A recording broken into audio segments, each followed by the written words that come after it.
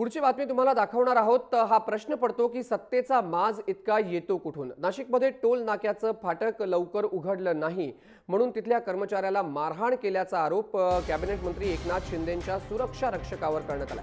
या मारहाणीमध्ये संदीप धोंडगे हा कर्मचारी जखमी झाला असून टोल नाक्यावरील केबिन देखील फोडण्यात आलं। मध्यरात्री घोटी टोल नाक्याजवळ ही घटना घडली। तुम्ही सीसीटीव्हीच्या दृश्यांमध्ये पाहताय कशा प्रकारे टोल नाक्यावरती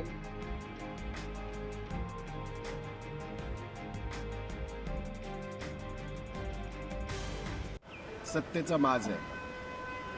आम्ही जे नेहमी सांगतो, सत्ता त्यांच्या अंगामध्ये नुसती भिनली नाही, डोक्यात पण गेलेली आहे। स्वतः त्या विभागाचे ते मंत्री आहेत।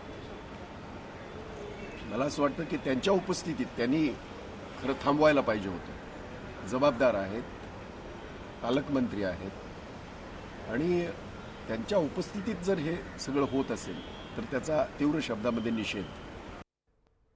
दरम्यान याचबाबत अधिक बोलण्यासाठी आपले नाशिकचे प्रतिनिधी किरण गोटूर आहेत। किरण, काय नक्की हे प्रकरण आहे? कशा प्रकारे हा आरोप करण्यात आलेला आहे एकनाथ शिंदेंच्या बॉडीगार्डवरती? अत्यंत हा सगळा धक्कादायक प्रकार आहे असं आपल्याला म्हणता येईल। खरं तर मंत्री जे आहेत, खरं तर एकनाथ शिंदे हे नाशिकच्या मालेगावमध्ये त्यांच्या एका खाजगी कार्यक्रमासाठी खरं तर काल नाशिकमध्ये आले होते।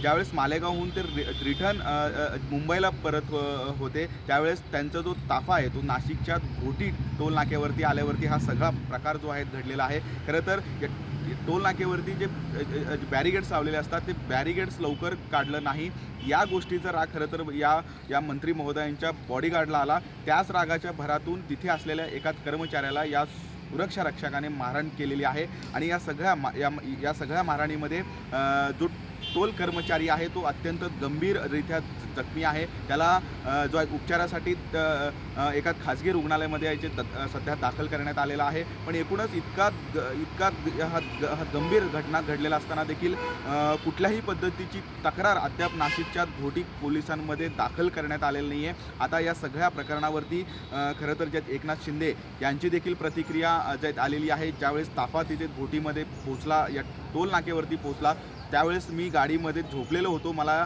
या प्रकाराबाबत कुठलीही माहिती नाही, अशी प्रतिक्रिया खरं तर मंत्री महोदयांकडून आता आलेला आहे। त्यामुळे आता एकूणच या सगळ्या प्रकरणावरती नेमकी पोलिसांमध्ये तक्रार जे आहे ते दाखल ज्या होतो की नाही हे बघणं देखील तितकंच महत्त्वाचं असणार आहे।